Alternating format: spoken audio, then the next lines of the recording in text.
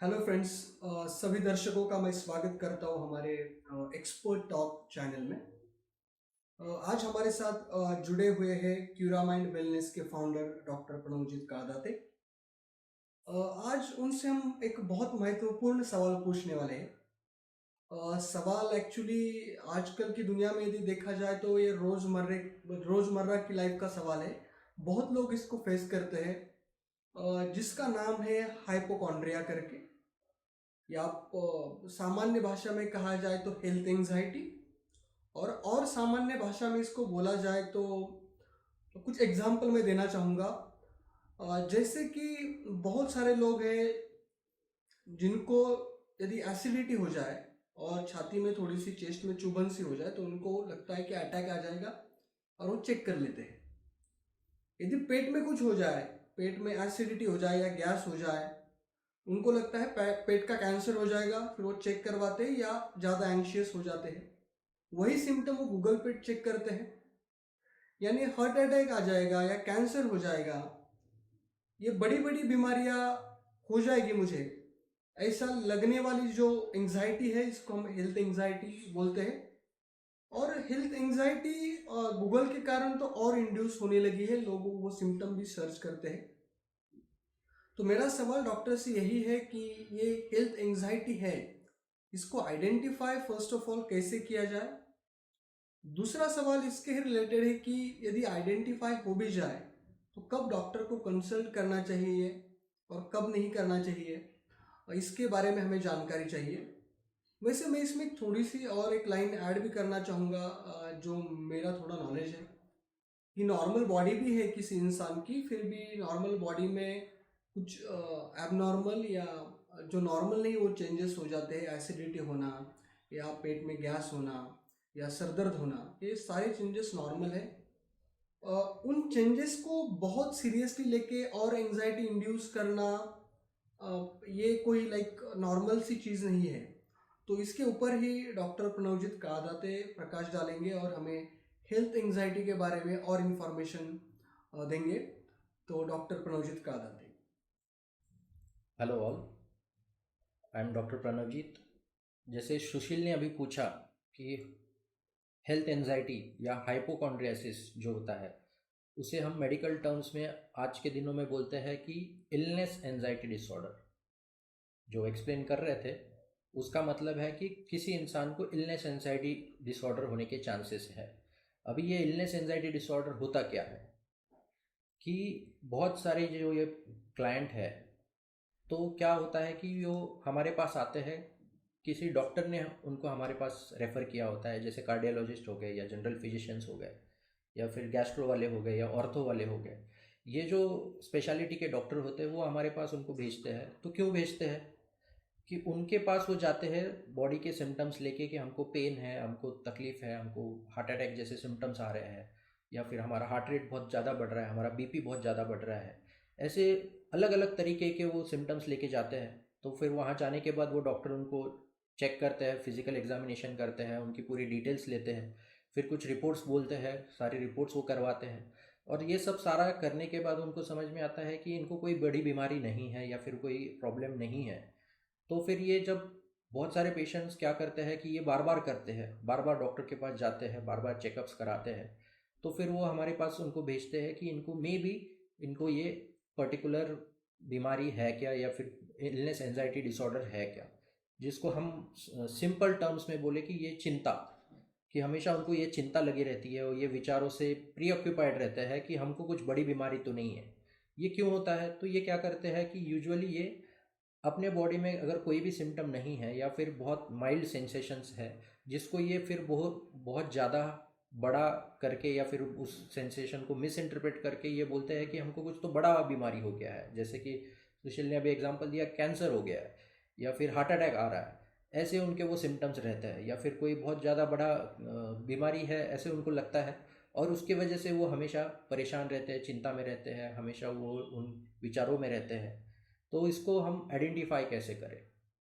जब वो पेशेंट्स आते हैं, तो बहुत सारे पेशेंट्स आते हैं, बहुत सारे क्लाइंट्स आते हैं, वो बहुत बड़ी फाइल लेके आते हैं, सारे रिपोर्ट्स मल्टीपल टाइम्स डॉक्टर के पास जाके आते हैं और सारे रिपोर्ट्स नॉर्मल रहते हैं, सारी चीज़ें होती है।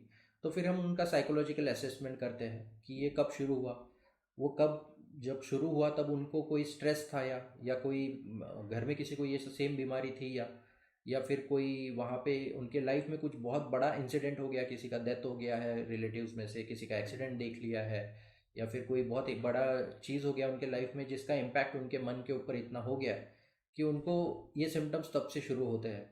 और कभी कभी कोई कोई इवेंट नहीं है, कोई स्ट्रेस नहीं है, फिर भी ये सिर्फ चीज़ शुरू होती है। कोई एडिक्शन है क्या, हम देखते हैं उनको, जैसे कि अल्कोहल एडिक्शन, सिगरेट स्मोकिंग हो गया, या फिर कोई कैनबिस जैसी चीज़ें हैं, बहुत बाकी के जो सब्सटेंस है वो यूज़ कर रहे हैं क्या। ये सारी फैक्टर्स बहुत डिपेंड करते हैं, जिसका हम असेसमेंट करके फिर हम बोलते हैं कि ये इलनेस एंजाइटी डिसऑर्डर है। तो इसमें क्या होता है कि हमेशा वो ये सोच के चलते हैं कि हमको हमारा हार्ट रेट बढ़ गया मतलब हार्ट अटैक ही आने वाला है। हार्ट अटैक आना या फिर नॉर्मल जो चीज़ें होती है वो सिम्टम्स, और ये सिम्टम्स मैच करना करते हैं या फिर उसके बारे में वो पढ़ना शुरू करते हैं गूगल से। वो सिंपल चीज़ होती है, पेन या फिर कोई हार्ट रेट बढ़ गया है, ऐसा कोई सिम्टम्स आप गूगल पे डालते हो तो फिर उसके रिलेटेड सारी बीमारियाँ आ जाती हैं, और फिर वो उसके ऊपर रिसर्च करते हैं, बहुत डीप में जाते हैं, और ये कोई प्रोफेशनल गाइडेंस के बिना वो करते हैं। तो फिर उसका इंटरप्रिटेशन, मिस इंटरप्रिटेशन, वो सारी चीज़ें जाती है, और फिर लॉन्ग टर्म में उनको ये इलनेस एंजाइटी डिसऑर्डर होता है। तो फिर वो डॉक्टर के पास आते हैं कि उनको हार्ट रेट बहुत ज़्यादा बढ़ रहा है, पसीने छूट रहे हैं, घबराहट हो रही है, नींद नहीं आ रही है, खाना नहीं जा रहा है, काम नहीं कर पा रहे हैं, उनका रूटीन डिस्टर्ब हो गया है, परफॉर्मेंस के ऊपर इफेक्ट आ गया है, रिलेशनशिप वो एनजाइटी के वजह से, चिंता के वजह से परेशान हो रहे हैं, उनमें चिड़चिड़ापन बढ़ गया है। ये सारे लक्षण लेके वो हमारे पास आते हैं। और फिर उनका जब साइकोलॉजिकल असेसमेंट होता है तो फिर हम जब उनको डायग्नोस करते हैं कि इनको इलनेस एंजाइटी डिसऑर्डर है, तो फिर आता है उनका ट्रीटमेंट का एस्पेक्ट। तो इस चीज़ को ट्रीट में कैसे करें, इसमें ये होता है कि ट्रीटमेंट में दो एस्पेक्ट है इसमें। एक एस्पेक्ट होता है मेडिकेशंस। मेडिकेशन जैसे हम कुछ SSRIs जो बोलते हैं वो देते हैं, जिससे उनका जो सिंपल टर्म्स में बोले तो केमिकल कुछ जो इम्बैलेंस हो गया है ब्रेन में उसको हम ठीक करने की कोशिश करते हैं। ये और उसके अलावा होता है साइकोथेरेपी। साइकोथेरेपी में बहुत सारे फैक्टर होते हैं, जैसे कि CBT। CBT होता है कॉग्निटिव बिहेवियरल थेरेपी। जो आपके दिमाग में थॉट्स आ रहे हैं वो रैशनल कितने हैं या इरेशनल थॉट्स आ रहे हैं, और इरेशनल थॉट्स की वजह से आप मिस इंटरप्रिटेशन कर रहे हो आपके नॉर्मल बॉडीली सेंसेशंस का, तो उसके ऊपर हमको काम करना पड़ता है, वो थॉट्स के ऊपर काम करना पड़ता है। फिर उसकी वजह से जो इमोशंस आप में क्रिएट हो रहे हैं, बेचैनी है, ये सारे जो फैक्टर्स है उसको कैसे हम ट्रीट करें। फिर कुछ रिलैक्सेशन टेक्निक्स होती है जो हम थेरेपी में देते हैं, उनको रिलैक्स करना सिखाते हैं, उनको बताते हैं कि जब अगर ऐसे थॉट्स आए तो उसको रिफ्रेम कैसा करें, उसके ऊपर ओवरकम कैसे करें, और अपनी जो नॉर्मल ज़िंदगी है वो कैसे जिए। और फिर आता है एस्पेक्ट कि कभी कभी हम उन लोगों को इमरजेंसी के लिए कोई मेडिसिन भी देती है कि जब तकलीफ़ हो रही है, बहुत ज़्यादा परेशानी हो रही है, तो पहले मेडिसिन लेके देखिए कि आपको टेम्परेरीली ठीक लगे, फिर आप बाकी की चीज़ें उसके लिए जो भी सिम्टम्स आ रहे हैं उसके लिए आप उसका ध्यान बराबर से दे सके और उसके ऊपर अच्छे से वर्क कर सके। या फिर आपको जब ज़रूरत है तब आप पर्टिकुलर आपके जो भी नियर बाय डॉक्टर है उनसे जाके आप मिल सके। उसमें इलनेस एंजाइटी डिसऑर्डर कभी कभी पैनिक जैसे सिम्टम्स भी आते हैं, आप पैनिक हो जाते हो, सांस लेने में तकलीफ हो जाती है, तो इस टाइम के लिए वो हम इमरजेंसी वाली मेडिसिन भी कभी कभी देते हैं। इसके अलावा हम बाकी ब्लड रिपोर्ट्स जो भी नहीं कराए हैं जिसकी वजह से ये चीज़ें हो सकती है वो भी कराते हैं। उसमें से अगर कोई चीज़ डिफिशियंसी है तो उसको ट्रीट करने की कोशिश करते हैं, उसको ठीक करने की कोशिश करती है। पर ये क्या है कि ये बेसिकली आपके इरेशनल थॉट्स या आपके विचारों के ऊपर बहुत ज़्यादा हमको वर्क करना पड़ता है, और फिर उस हिसाब से हम उस चीज़ को आगे धीरे धीरे करके ठीक करते हैं। ये जो होता है एकदम से नहीं होता है, और बहुत दिनों तक वो आपके साथ बीमारी रहती है, जब तक आप प्रॉपर साइकेट्रिस्ट के पास आते हो। तो उसको ठीक करने में भी वो स्लो प्रोसेस है। कभी कभी आपको 1 महीना ट्रीटमेंट लेना पड़ सकता है, 2 महीने ले सकता है, 3 महीने ले सकता है, पर आप उसमें से बाहर आ सकते हो। जैसे ही ट्रीटमेंट आता है आपको फ़र्क समझने आता है, आपका कॉन्फिडेंस बढ़ता है, आप चीज़ें करते हो, और जैसे जैसे ये सारी चीज़ें आपके कंट्रोल में आती है आप खुद कॉन्फिडेंट होते हो, और फिर वो चीज़ डील करने के लिए या फिर उसको आप रैशनली डील करने के लिए इक्विप हो जाते हो। तो ये फैक्टर्स होते हैं जिसमें एनजाइटी इलनेस डिसऑर्डर को हम ट्रीट करते हैं। साइकोलॉजिकल एनवायरनमेंट, बाकी के जो फैक्टर्स हैं वो भी बहुत काफ़ी इन्वॉल्व रहते हैं। पर अगर आपको लगता है कि आपको ये बीमारी है या फिर आपके किसी परिजन को ये परेशानी है, तो उसको डेफिनेटली आप डॉक्टर के पास ले जाइए, उनसे बात करिए, उनसे सलाह मशवरा कीजिए कि ये एक्चुअल में उनको कोई फिजिकल प्रॉब्लम है या फिर बीमारी है, या फिर ये साइकोलॉजिकल इफेक्ट आ रहा है, उनको साइकोलॉजिकल बीमारी है जिसमें वो इलनेस एंजाइटी डिसऑर्डर, और उस हिसाब से उनकी जो थेरेपीज होती है और वो सारी चीज़ें जो चीज़ें मेडिकेशंस होती है वो रेगुलर ट्रीटमेंट लेने पे फिर आप ठीक भी हो सकते हो। Thank you. Thank you so much doctor Pranavjeet Kadate. Doctor ने जो हमें इंफॉर्मेशन दी है हेल्थ एंजाइटी के बारे में, बहुत महत्वपूर्ण इंफॉर्मेशन है।